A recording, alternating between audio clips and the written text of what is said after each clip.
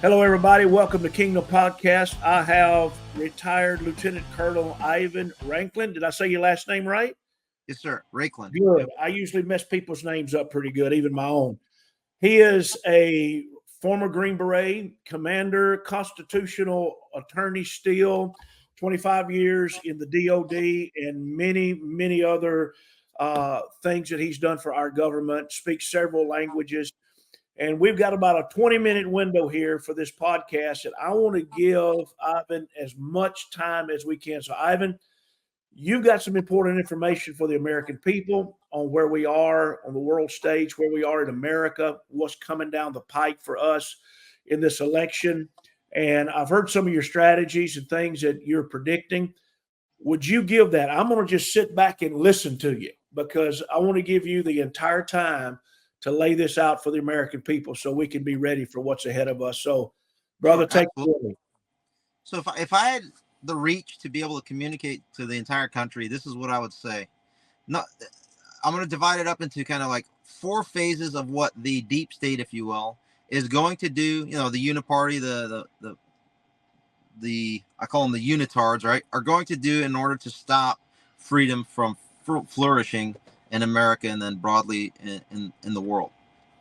So phase one is they're going to try to steal it at the convention by blocking President Trump from securing the nomination there. Number two, should that be successful, I'm going to create branches and sequels here. Should that be successful, then they're going to probably push forth a Nikki Haley and a Ron DeSantis ticket or a Mike Pence, Liz Cheney ticket. For obvious reasons, I don't want to go into all those details. Number two, if that is not successful, then they're going to go ahead and work the next phase of the op, which will then be able to remove Biden from the residency with Kamala Harris and replace them with their preferred candidates of choice going into the DNC convention in August. So the RNC convention July, the DNC convention in August. What does that mean? I think that likely if I were putting their, if I was on their side, I would say, you know what? This is the moment where we now need to present Michelle Obama as our nominee and then Gavin Newsom as the VP. That way they can maintain the order, providing top cover and immunity from the criminals, whether it's Pelosi, Schumer, and the rest of the gang, so they can continue the cover-up of their previous cover-ups. And during this phase of history, the main number one cover-up and illegal transgression took place in 2016 during that illegal spying operation of the Trump campaign. General Flynn, George Papadopoulos, Carter Page, Paul Manafort, you got it. That's phase two. If that is successful, then they're going to run that operation and basically leverage those folks at faux news. Remember, Paul Ryan still gets to manage a lot of the content that is distributed to the Republican lemmings within that digital ecosystem. Former Speaker of the House, a very high octane TDS infused individual, right? Along with the rest of the crew. So they have basically control of faux news, criminal news network, as well as MSLSD, the unitards, if you will. And so if that is successful, then they're going to leverage those platforms along with their big tech allies, the surrogates of the FBI known as Fakebook and Instagarbage beneath that and CommieTube, etc., to then leverage and once again steal the election. In addition to that, I'm getting ahead of myself.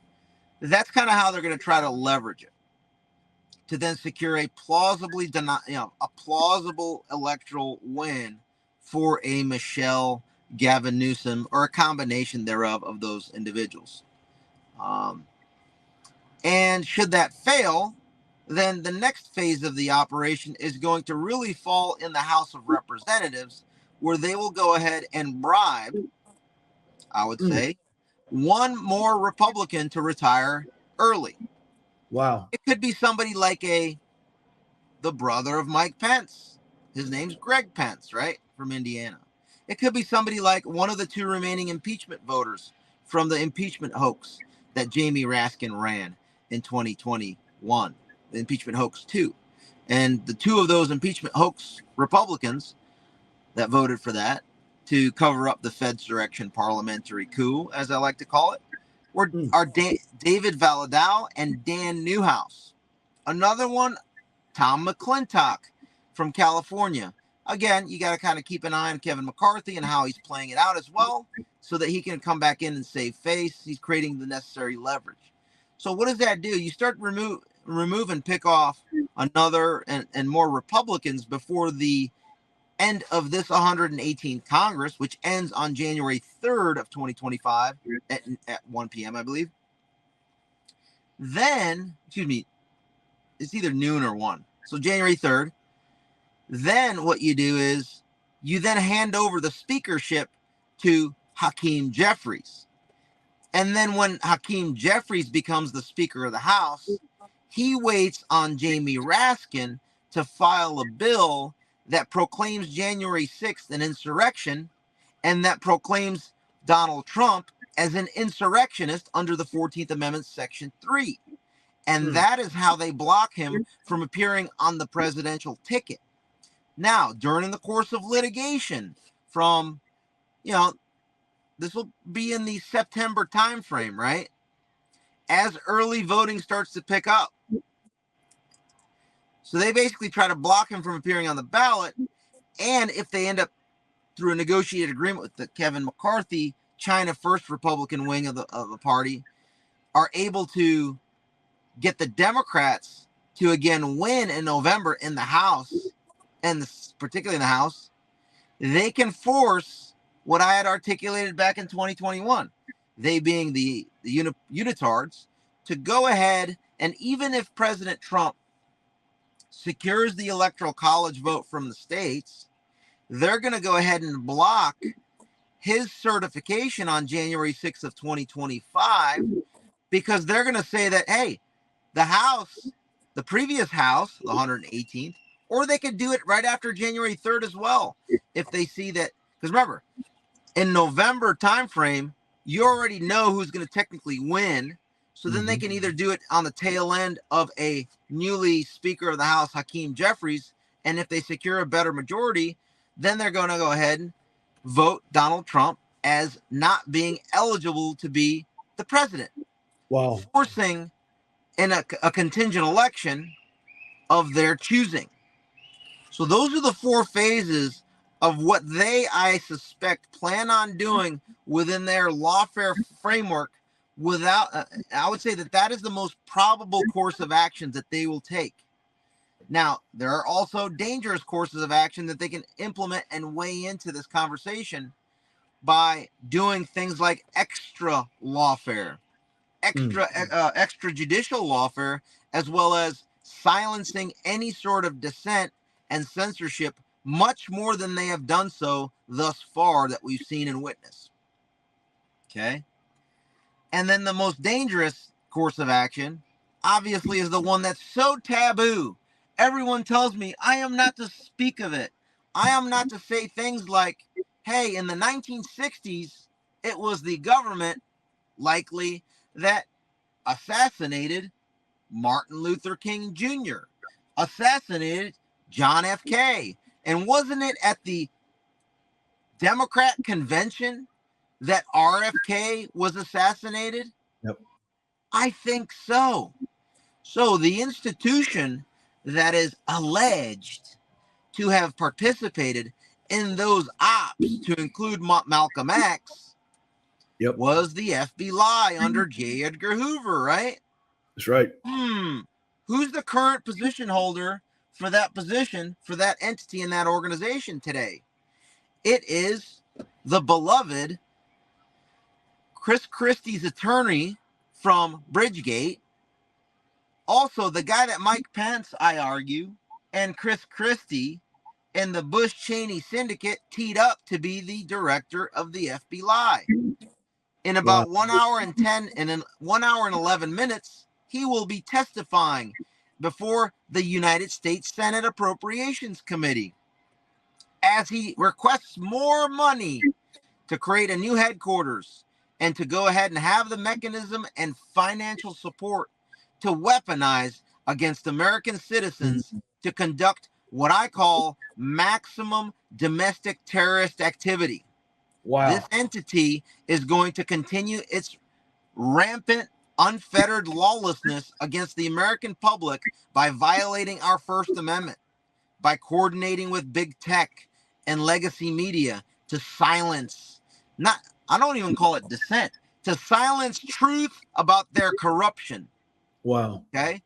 To basically violate our Fourth Amendment by allowing their contractors, affiliates, and employees to accidentally do queries under illegal Fourth Amendment spying technical capabilities on you and me, to violate our due process.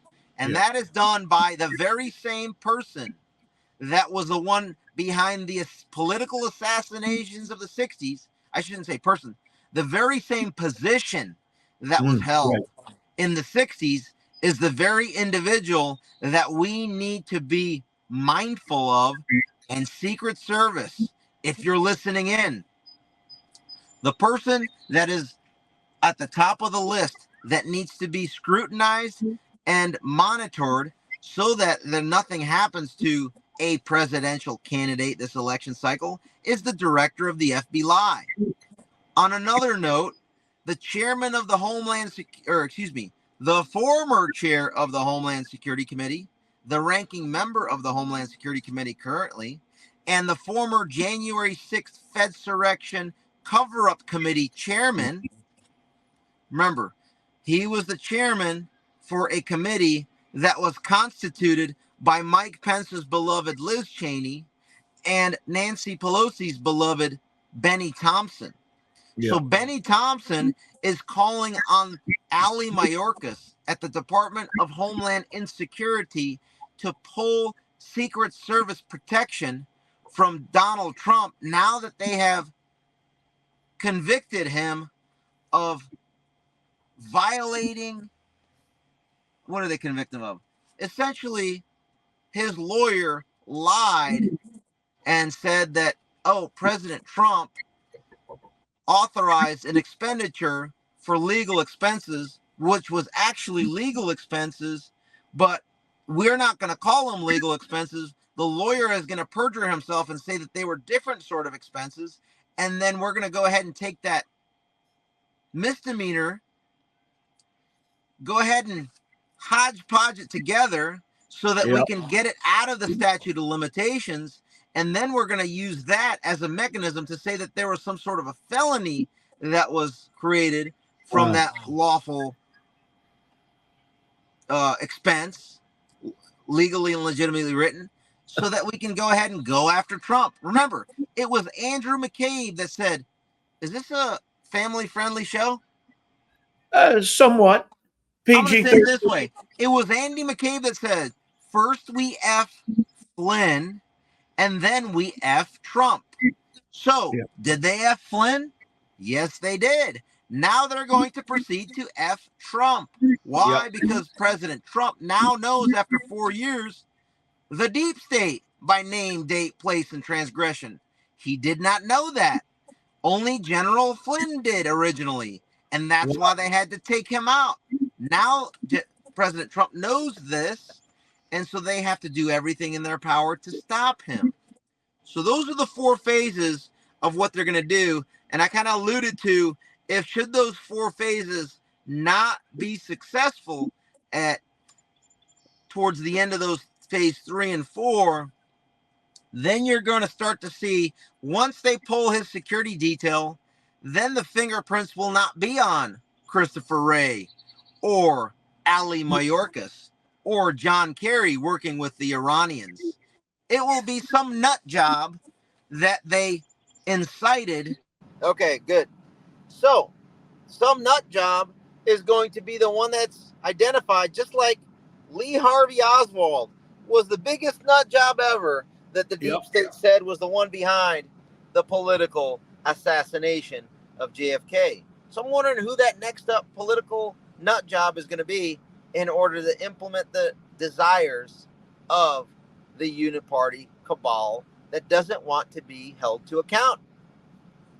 So that is a sequence of events in an escalatory fashion you see that they're willing to go to. And again, I'm just speculating. What do I know? Well, you can look up my background to give a little insight that I do talk to a lot of people. And I get some context. And I do my own analysis. And that analysis capability comes from a quarter of a century career in the system. Yeah.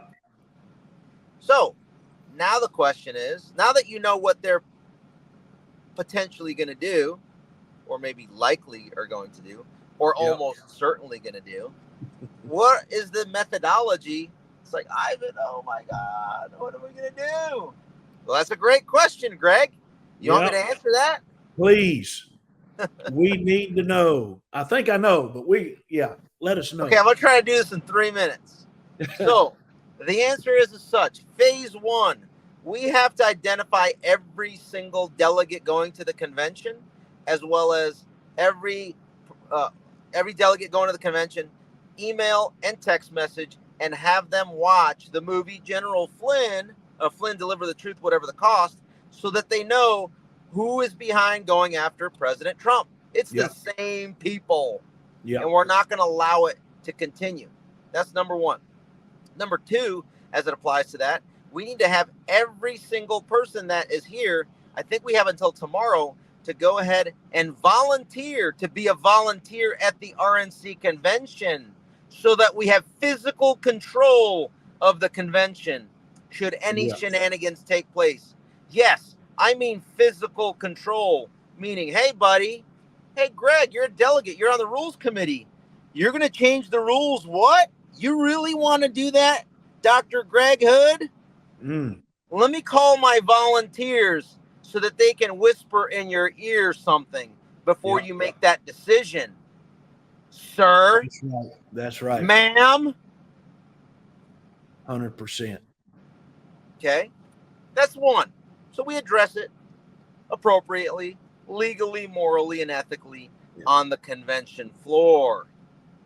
Okay. And those that can't attend inside of the convention, I would recommend you make plans to go to the restaurants and hotels that will be frequented by all delegates so that you can whisper in their ears as well. And you can whisper in Faux News's ear as they're trying to broadcast. Yeah. Wow. Okay. That's 1. Number 2, we're successful at the RNC convention. Then what? We need to then pivot to explain why to America Elon Musk needs to release the mother of all Twitter files, meaning the entire seditious conspiratorial activity since 2016 that General Flynn was the target of, that is now being applied to President Trump, that was applied and still is continued to be applied through the censorship industrial complex to America, to X, to every single one of us. Okay? Very good. That's number 2. So then that kind of goes into the DNC. So they become weakened because now America sees what they're trying to do to cover up the nonsense. So then what's next phase? Then we start to explain they're going to go to the Congress to buy off a member. That's why everybody needs to scrutinize Greg Pence and watch every blink, breath, and step he makes. Ensuring that he remains a member of Congress for the duration of his term. Same thing with David Valadao and Dan Newhouse and Mr. McClintock, and the list may continue to go on to a Don Bacon, etc. Look those names up. So if we are successful at that, then the next step is to conduct an election so that even if the House decides to call January 6th an insurrection and Donald Trump an insurrectionist, this is where we must demand every single state legislature throughout the country. You are the ones that allocate your presidential and vice presidential electors, not the Congress. That's right. And that is why, after all of this is done and aired out, as Elon Musk is hosting President Trump and RFK Jr. in town hall meetings, exposing the fraud, the fraud cheese, the pandemic, the COVID con, the censorship industrial complex, and how it was the same people that did that to America and killed your mom, your grandma, your grandfather, your friends, your family, mutilated your friends, promoted the mutilation of your children, the face toilets on your children to asphyxiate them, to conduct child abuse in the schools, child neglect, battery, nose rape, medical rape. The same people were behind it. And now America is going to be demanding in a very thirsty, hungry way, as a piranha would after not eating for 4 years would, to demand that their state legislatures allocate their presidential electors to the person that will body check all of them. Yeah. That would be Donald Trump. Yep. And then the vice president that would be best suited to do that, to body check them, the deep state, the unitards, in my humble opinion, would be a General Michael T. Flynn, so that there would be a dynamic duo to crush the commies and castrate the deep state. And that is within the constitutional authority of the state legislatures. Last I checked, going into November, the state legislatures, if they were to vote in this manner, just as the Constitution authorizes them, and they voted by political party, 306 electoral votes go to the person that they choose. Yeah. Say, for example, a President Trump and a Vice President-elect, General Michael T. Flynn. And then when the Supreme Court has to decide, are we going to go along with the state legislatures that just allocated 306 electors legally to those two, or are we going to go with Jamie Raskin and Hakeem Jeffries blocking because they're saying that he's an insurrectionist? I suspect that the Supreme Court will have to bend to the will of the state legislatures, because the very entity that created the House of Representatives is the same entity that created the Supreme Court. That's and right. The Article 3 branch of government, and the Article 2 branch of government, and the Article 1 branch of government. And that entity is known as the state legislatures, who just decided to go ahead and completely stop and circumvent all 4 lawfare phases that they're trying to place on us. Wow. Please share this with every single delegate, every single employee, volunteer going into the RNC convention. Please share this with every state representative, every state senator, every U.S. member of the House of Representatives, U.S. Senate. And once you do that and let them know, why don't you take a peek at the movie Flynn, Deliver the Truth, Whatever the Cost, so that you know in greater detail who is behind this unitard, uniparty, deep state cabal weaponization against the American constitutional order. Once everybody consumes that and listens to what I just presented to you, we will stop them all. And then the retribution starts. Yep. Ivan, this is amazing. Have a nice day. This is amazing, man. How can people get a hold of you, follow you? This is some of the most important information that I've ever heard on our nation, and it was amazing. I enjoyed my time with you there in Nashville for a little bit.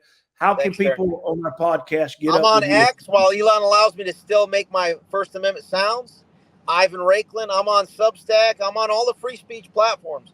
Telegram, X, Truth, Rumble. Bring it. And oh, by the way, if you subscribe to my X, you'll get some background exclusive video. And today I had a nice chance to whisper in Nancy Pelosi's ear. Wow. Come on, man. That's awesome. We appreciate you, man. You're a national treasure. We keep up the good work. I just can't say thank you enough for being on this podcast. Thank you, sir. God bless. Bless you, man. We'll talk to you soon.